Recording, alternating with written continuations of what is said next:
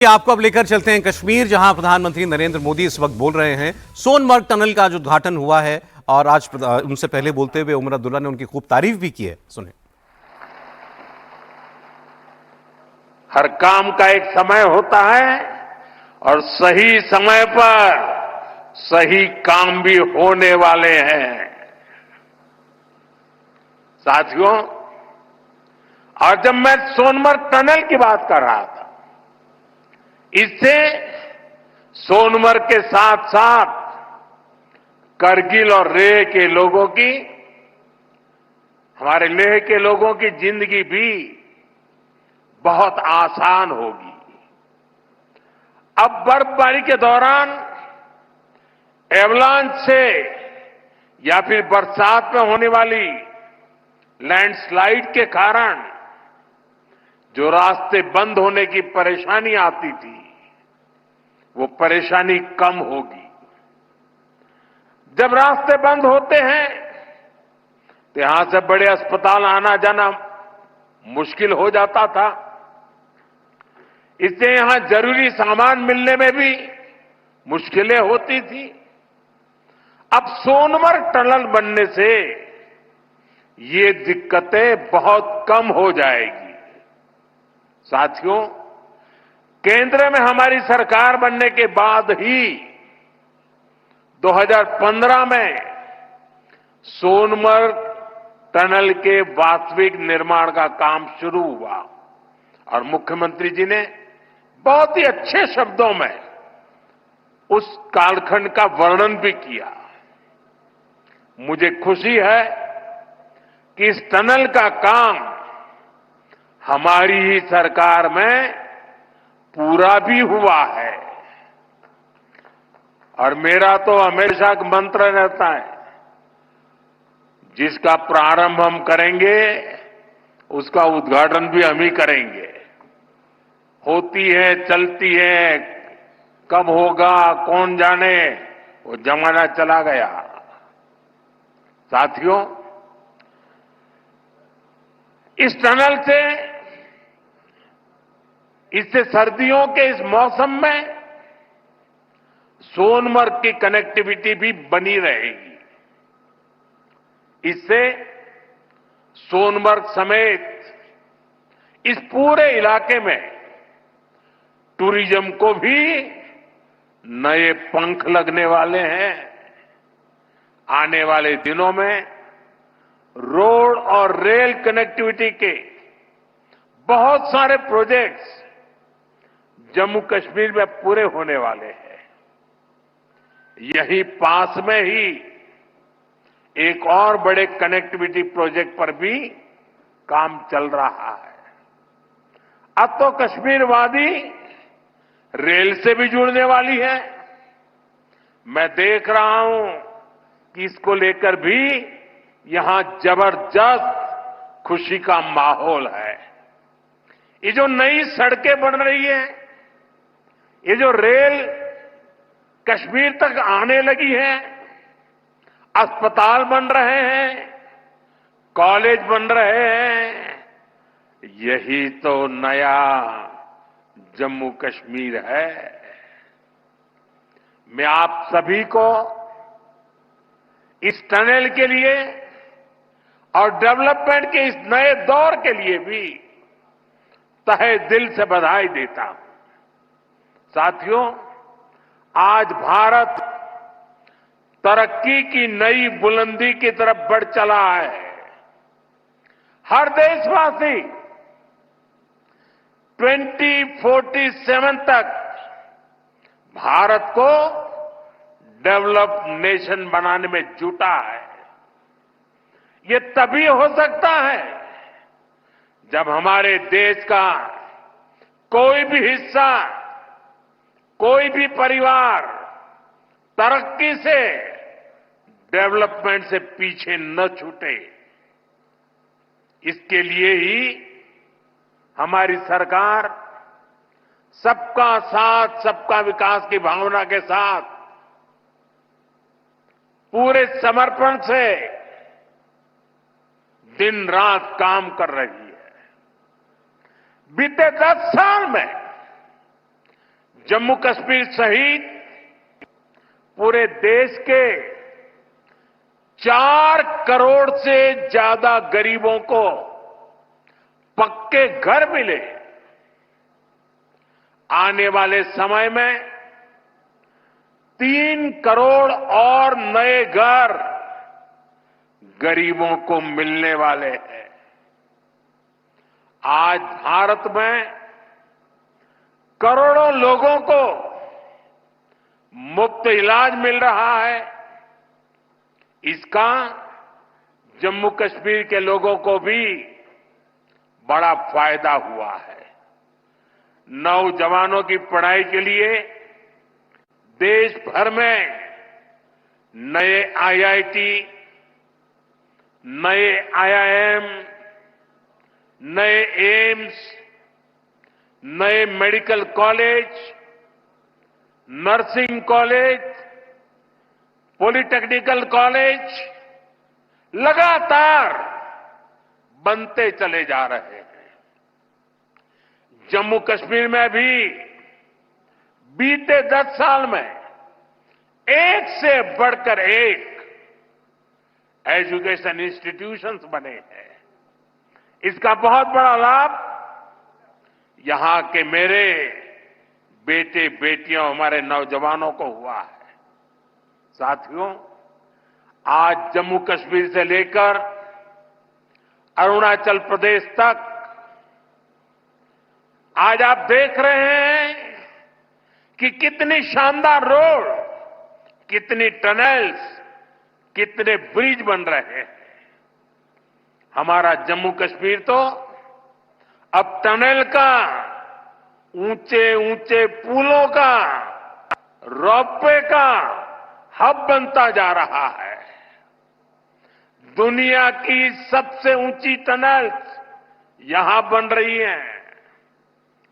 दुनिया के सबसे ऊंचे rail road bridge, cable bridge यहां बन रहे हैं। दुनिया की सबसे ऊंची रेल लाइंस यहां बन रही है। हमारे चिनाब ब्रिज की इंजीनियरिंग देखकर पूरी दुनिया हैरत में है। अभी पिछले ही हफ्ते इस ब्रिज पर पैसेंजर ट्रेन का ट्रायल पूरा हुआ है।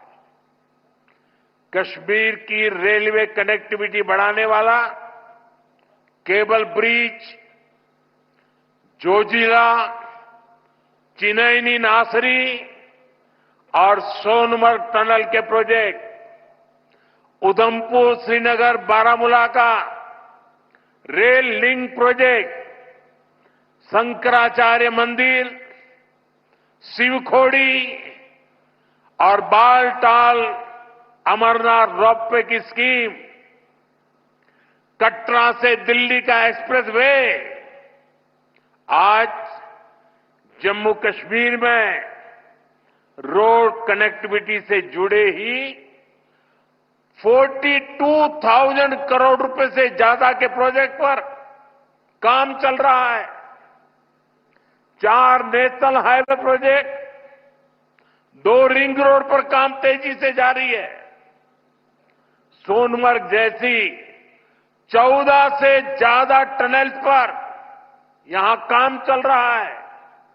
ये सारे प्रोजेक्ट जम्मू कश्मीर को देश के सबसे कनेक्टेड सूबे में से एक बनाने वाले हैं। साथियों, विकसित भारत के सफर में बहुत बड़ा कंट्रीब्यूशन हमारे टूरिज्म सेक्टर का है। बेहतर कनेक्टिविटी के चलते जम्मू कश्मीर के उन इलाकों तक भी टूरिस्ट पहुंच पाएंगे जो अभी तक अनछुए हैं।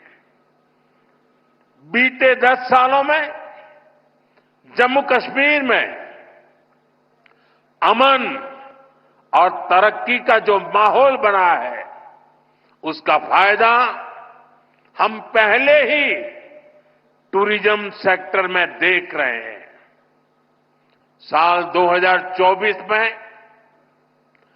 2 करोड़ से अधिक टूरिस्ट जम्मू कश्मीर आए हैं। यहां सोनमर्ग में भी 10 साल में 6 गुना ज्यादा टूरिस्ट बढ़े हैं। इसका लाभ आप लोगों को हुआ है, आवाम को हुआ है, होटल वालों, होम स्टे वालों, ढाबा वालों, कपड़े की दुकान वालों, टैक्सी वालों, सभी को हुआ है। साथियों, 21वीं सदी का जम्मू कश्मीर आज विकास की नई गाथा लिख रहा है। पहले के मुश्किल दिनों को पीछे छोड़कर हमारा कश्मीर अब फिर से धरती का स्वर्ग होने की पहचान वापस पा रहा है। आज लोग रात के समय लाल चौक पर आइसक्रीम खाने जा रहे हैं। रात के समय भी वहां बड़ी रौनक रहती है। और कश्मीर के मेरे जो आर्टिस्ट साथी हैं, उन्होंने तो पोलो व्यू मार्केट को नया हैबिटेट सेंटर बना दिया है। मैं सोशल मीडिया पर देखता हूं कि कैसे यहां के म्यूजिशियंस, आर्टिस्ट, सिंगर वहां ढेर सारी परफॉर्मेंस करते रहते हैं। आज श्रीनगर में लोग अपने बाल बच्चों के साथ सिनेमा हॉल में जाकर फिल्में देखते हैं, आराम से खरीदारी करते हैं। हालात बदलने वाले इतने सारे काम कोई सरकार अकेले नहीं कर सकती। जम्मू कश्मीर में हालात बदलने का बहुत बड़ा श्रेय यहां की आवाम को जाता है, आप सभी को जाता है। आपने जमहूरियत को मजबूत किया है। आपने भविष्य को मजबूत किया है। साथियों, ये जम्मू कश्मीर के नौजवानों के लिए एक शानदार फ्यूचर सामने मुझे साफ साफ दिखाई दे रहा है। आप स्पोर्ट्स में ही देखिए कितने मौके बन रहे हैं।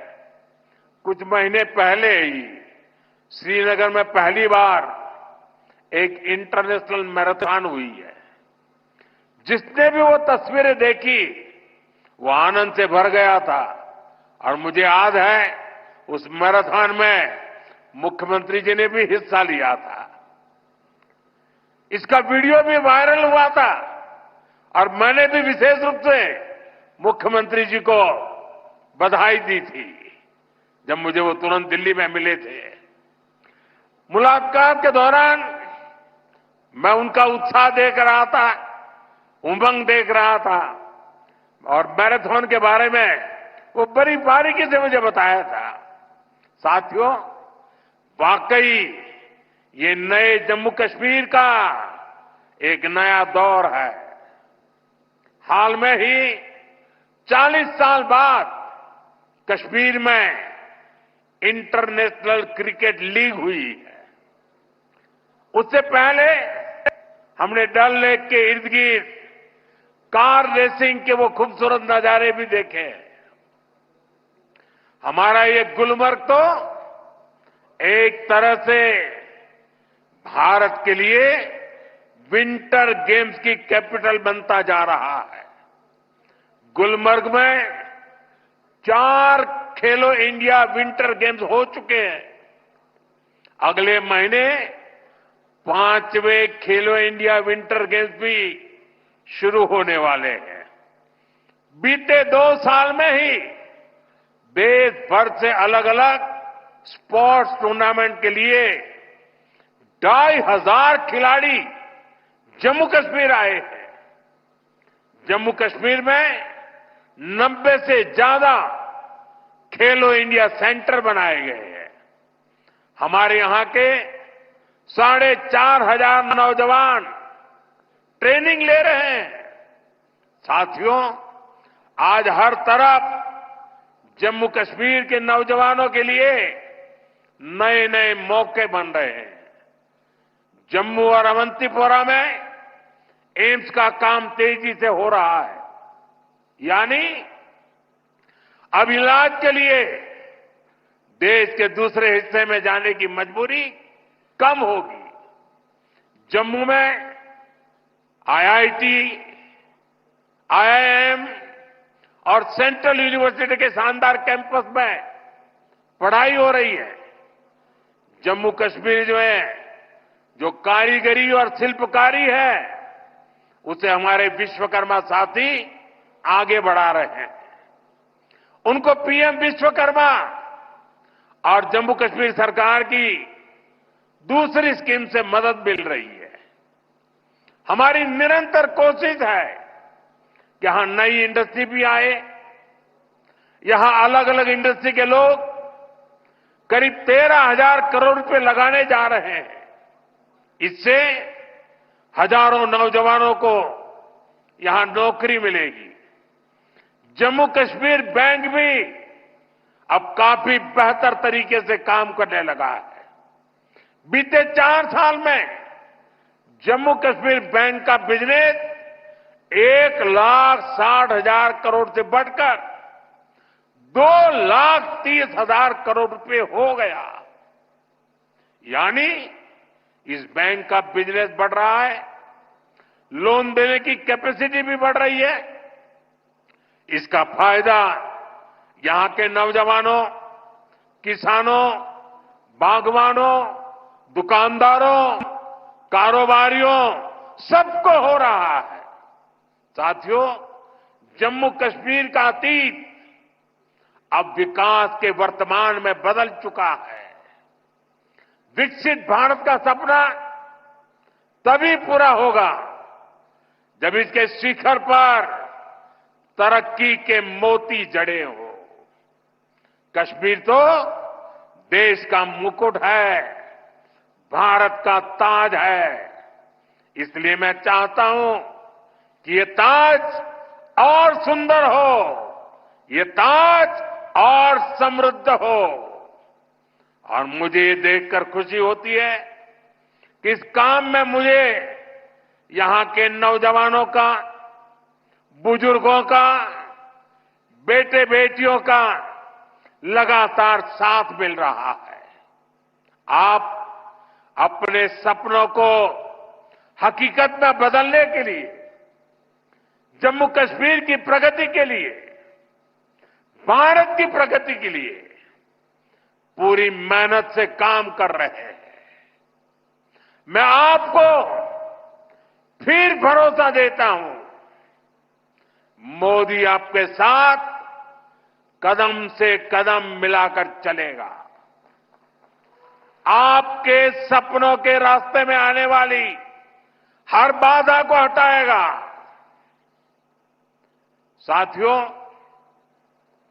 एक बार फिर आज की विकास परियोजनाओं के लिए जम्मू कश्मीर के मेरे हर परिवार को ढेर सारी शुभकामनाएं देता हूं।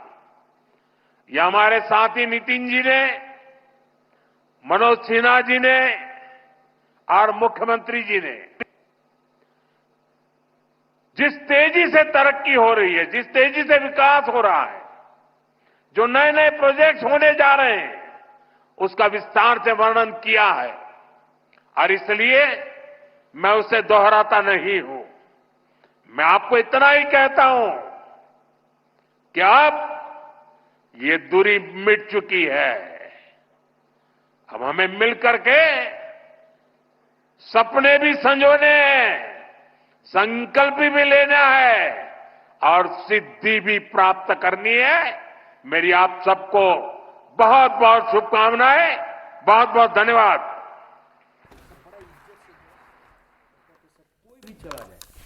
प्रधानमंत्री जब आपको बता दें, सोनमर्ग टनल के उद्घाटन के मौके पर बोल रहे हैं। और सोनमर्ग की जो टनल बनाई गई है, 6.5 किलोमीटर इसकी लंबाई है, 10 मीटर चौड़ी टनल है।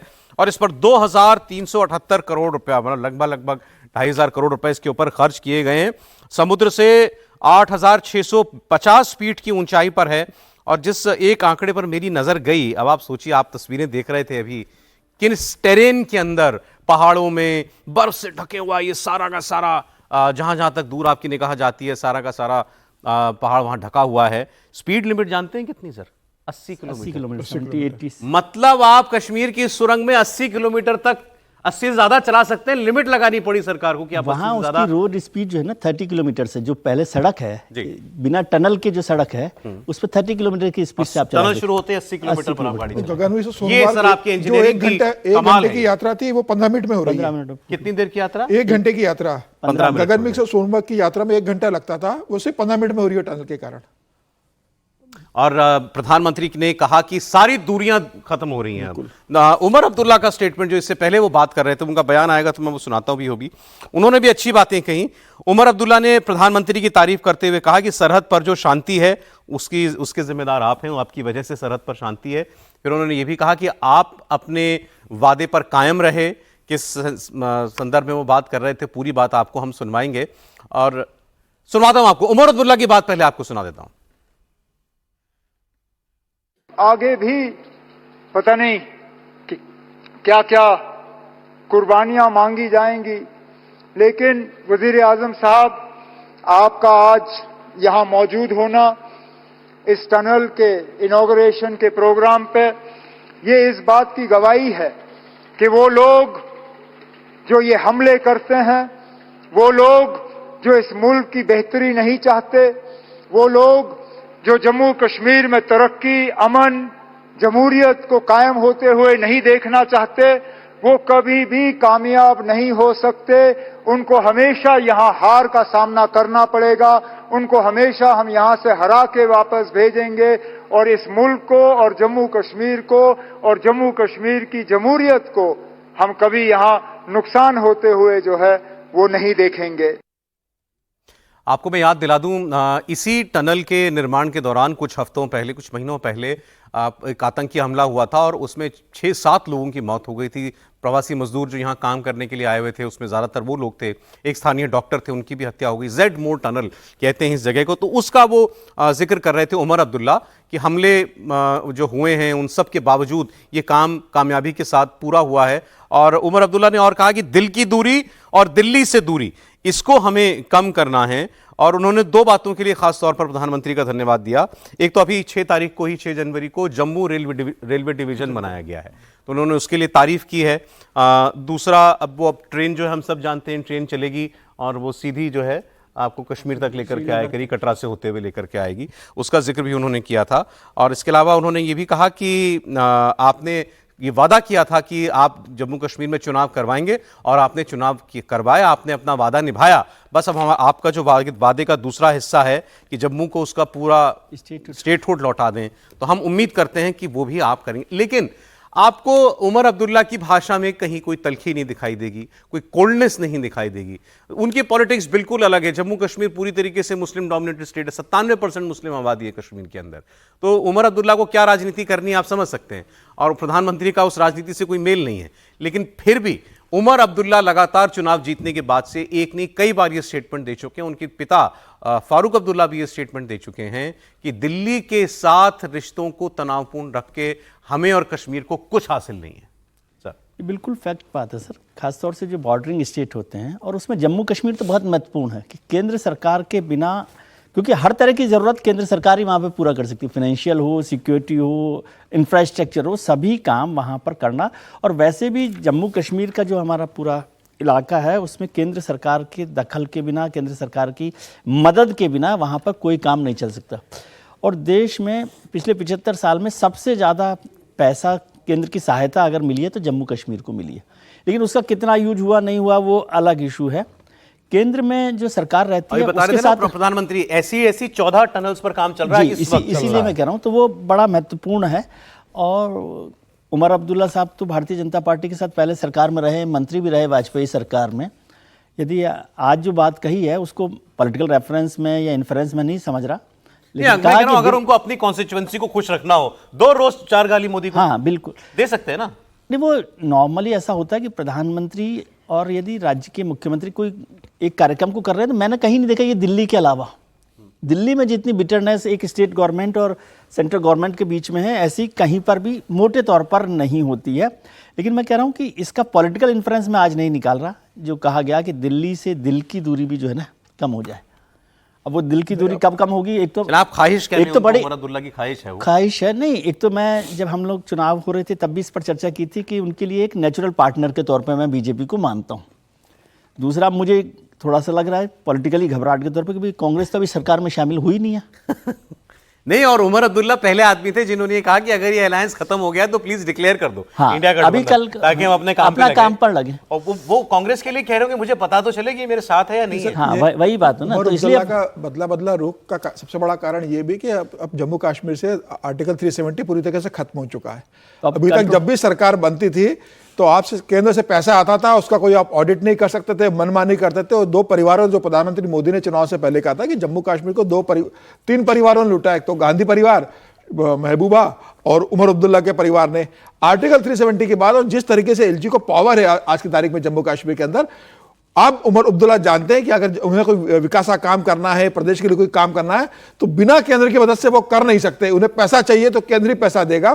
तो मुझे लग रहा है वो जानते हैं कि अब राजनीति तो हो गई है, आर्टिकल 370 वो वापस ला नहीं सकते हैं। अब बस वो ये चाहते हैं, और उन्होंने इसके आज बात का जिक्र भी किया प्रधानमंत्री मोदी से कि भाई राज्य का दर्जा वापिस आप कर दीजिए। तो उनकी अंतिम इच्छा ये है कि बस राज्य का दर्जा वापिस हो जाए, तो कम से कम अभी एलजी का जो दखल है वो कम हो जाए। लेकिन एक बहुत बड़ी बात बोली उन्होंने, आज उन्होंने एक बात कही है कि फ्री एंड फेयर इलेक्शन हुआ है जम्मू कश्मीर के अंदर, इसके लिए चुनाव आयोग और प्रधानमंत्री मोदी बधाई के पात्र है। यह सीधा सीधा बता रहा है कि राहुल गांधी जिस तरीके से चुनाव आयोग पर हमलावर है, और सीधा सीधा चुनाव आयोग को क्लीन चिट देना, चुनाव आयोग की तारीफ करना कि जम्मू कश्मीर में कोई हिंसा नहीं हुई और बहुत फ्री एंड फेयर चुनाव हुआ है, इसके लिए प्रधानमंत्री मोदी और चुनाव आयोग बधाई के पात्र है। तो ये बता रहा है कि उमर अब्दुल्ला ने अपना रास्ता बता दिया है कि कांग्रेस भले ईवीएम की बात करे, वह ईवीएम पर कांग्रेस चुनाव आयोग की बात की।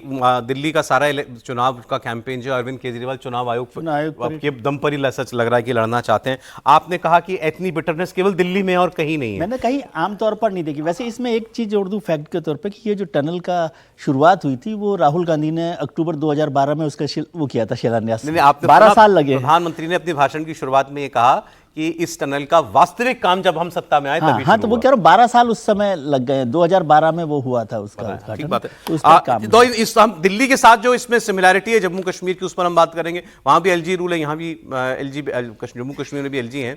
फिर अरविंद केजरीवाल के रिश्ते ऐसे क्यों नहीं है जैसे उमर अब्दुल्ला के हैं? और उमर अब्दुल्ला ने अपनी पॉलिटिक्स खत्म नहीं कर दी है, उसका सबूत मैं आपको भी दिखाऊंगा।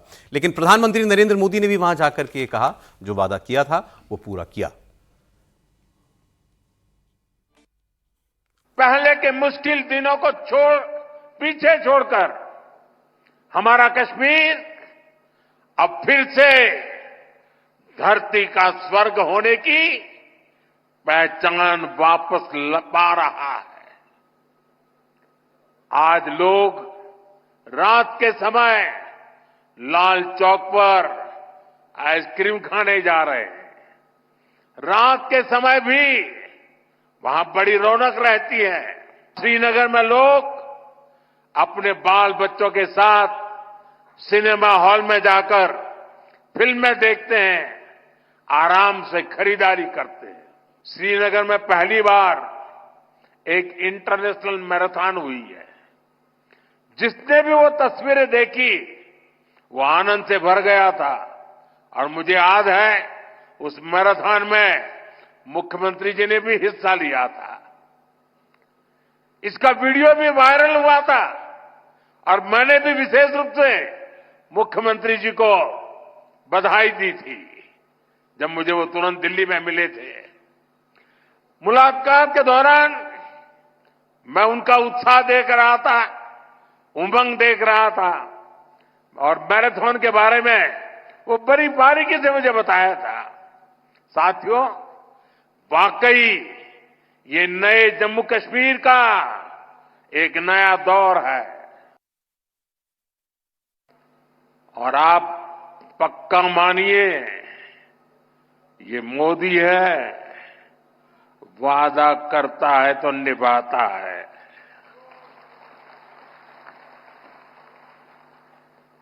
हर काम का एक समय होता है और सही समय पर सही काम भी होने वाले हैं। केंद्र में हमारी सरकार बनने के बाद ही 2015 में सोनमर्ग टनल के वास्तविक निर्माण का काम शुरू हुआ और मुख्यमंत्री जी ने बहुत ही अच्छे शब्दों में उस कालखंड का वर्णन भी किया। और मेरा तो हमेशा एक मंत्र रहता है, जिसका प्रारंभ हम करेंगे उसका उद्घाटन भी हम ही करेंगे। विकसित भारत का सपना तभी पूरा होगा जब इसके शिखर पर तरक्की के मोती जड़े हो। कश्मीर तो देश का मुकुट है, भारत का ताज है। इसलिए मैं चाहता हूं कि ये ताज और सुंदर हो, ये ताज और समृद्ध हो। मैं आपको फिर भरोसा देता हूं, मोदी आपके साथ कदम से कदम मिलाकर चलेगा। आपके सपनों के रास्ते में आने वाली हर बाधा को हटाएगा। अब जो कुछ एक बातें प्रधानमंत्री मोदी ने बताई, जम्मू कश्मीर में जो परिवर्तन हो रहा है वो तो सच है, क्योंकि वो तस्वीरों में दिखता है।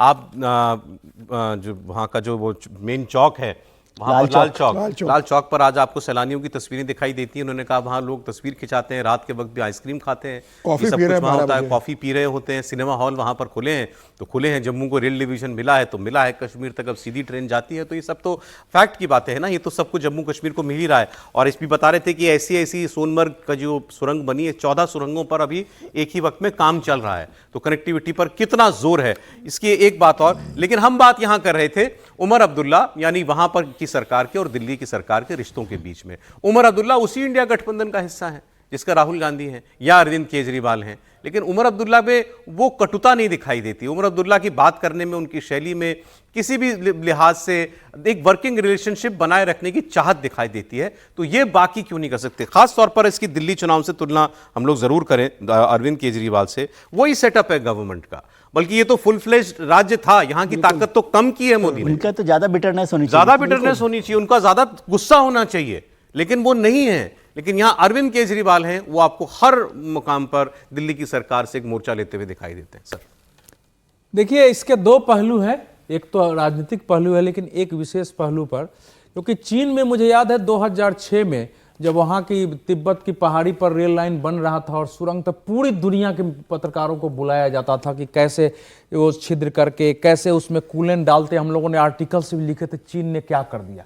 अब अगर दुनिया का सबसे ऊंचे पर सुरंग और रेल भारत ने उसके बाद बना दिया है, तो ये असाधारण उपलब्धि है, कल्पना कोई करे।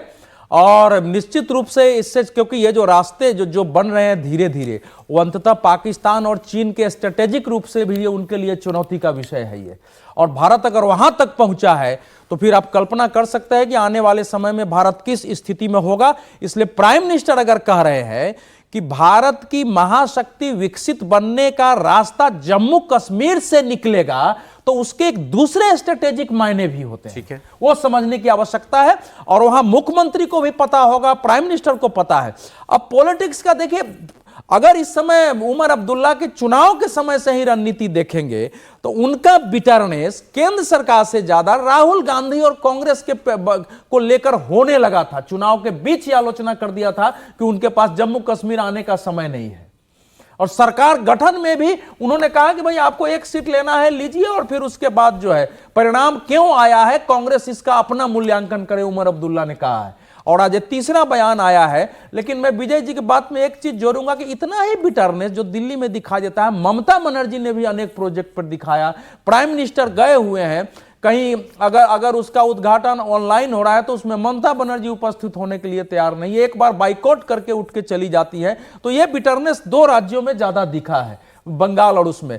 अब इस समय जो उन्होंने ये भी बात कहा है कि सही समय पर सही काम होगा, यानी राज्य के बारे में जो हम बता रहे हैं वो भी एक संकेत उन्होंने दिया है। ये देश के सभी राज्यों को समझने की आवश्यकता है कि विकास के लिए, देश के हित की दृष्टि से कोई भी कितना भी मुख्यमंत्री और सरकार उस राजनीतिक रूप से मतभेद हो, आप मिलके काम कर सकते हैं। यद्यपि विजय जी बार बार याद दिलाते हैं, सही भी है कि फारूक अब्दुल्ला और उमर अब्दुल्ला स्वयं एनडीए की सरकार में शामिल हो गए थे अटल जी में, लेकिन इसका दूसरा पक्ष यह है कि शेख अब्दुल्ला से और इस परिवार से सबसे ज्यादा लड़ाई जनसंघ ने लड़ा, आरएसएस ने लड़ा, प्रजा परिषद ने लड़ा। तो वो एक व्यवस्था की हो सकती है, तो वो नहीं कि मैं सर यहां से थोड़ा सा ना, आपने क्योंकि ममता बनर्जी का वैचारिक, मैं लाइन पूरी देखिए, वैचारिक असहमति घनघोर, मैं कहने की कोशिश कर रहा हूं कि घनघोर वैचारिक असहमति है कि नेशनल कॉन्फ्रेंस के साथ बीजेपी के बिटरनेस रहते हुए उस सरकार में भी साथ लेके काम किया गया है। ठीक है, और आगे भी देश के हित में यह काम आगे किया जाएगा। आपकी पॉलिटिक्स चलती रह सकती है, उमर अब्दुल्ला को राजनीति तो जम्मू कश्मीर में ही दिल्ली के लोगों को सोचना है और पश्चिम बंगाल के लोगों को भी सोचना है। उमर अब्दुल्ला तैयारियों का जायजा लेने के लिए गए कल परसों इसी टनल का काम का प्राइम मिनिस्टर को आना था। उन्होंने ट्वीट किया, तस्वीरें शेयर की। उन तस्वीरों पर नरेंद्र मोदी ने रिप्लाई किया कि मैं बड़ी बेसब्री से इंतजार कर रहा हूं वहां आने का, और आपने सही बताया इससे कितना टूरिज्म को और सब लोगों को तरक्की को फायदा मिलेगा ये, और उसको रीट्वीट करते हैं उमर अब्दुल्ला। तो उमर अब्दुल्ला का ये रीट्वीट हुआ जिसमें प्रधानमंत्री की बात को उन्होंने शेयर किया। उसका अगला ट्वीट आप जानते हैं उन्होंने क्या किया, wishing senior Congress leader and Lok Sabha member Priyanka Gandhi a very happy birthday. Priyanka Gandhi के जन्मदिन पर उन्होंने उनको बधाई दी, लेकिन उसमें जो आखिरी बात आगे जो वो लिख रहे हैं कि आपकी लीडरशिप में लोगों को यह भरोसा मिलता रहे कि बीजेपी सरकार के बिना एक भविष्य होगा, ऐसा ही नहीं बल्कि होना ही है। बीजेपी सरकार के बिना भविष्य होगा ही हमारा, यह भरोसा लोगों को मिलता रहे, क्योंकि पॉलिटिक्स में कहीं कोई कमी नहीं आ गई। अब इसको समझिए ना, फेडरल स्ट्रक्चर जो है हिंदुस्तान का, उसको समझने की जरूरत है ना। जब हमने संविधान बनाया तो उसमें ये सेंटर स्टेट रिलेशनशिप पर, फेडरल स्ट्रक्चर पर बहुत बात की है, और उस समय के बाद से लगातार देश के अलग अलग राज्यों में अलग अलग जो पॉलिटिकल पार्टीज हैं उनकी सरकारें रही हैं। लेकिन जैसे जिक्र किया गया, ममता बनर्जी का भी एक हिस्सा है उसमें, लेकिन ज़्यादातर सरकारें उस तरह से नहीं रहती, क्योंकि सेंटर स्टेट रिलेशनशिप से ही आप दोनों जगह चल सकते हैं। और जब आप ये नहीं चलाते ना, तो उसका फ़ायदा पॉलिटिकल क्या होता है कि आप डबल इंजन पर आ जाते हैं।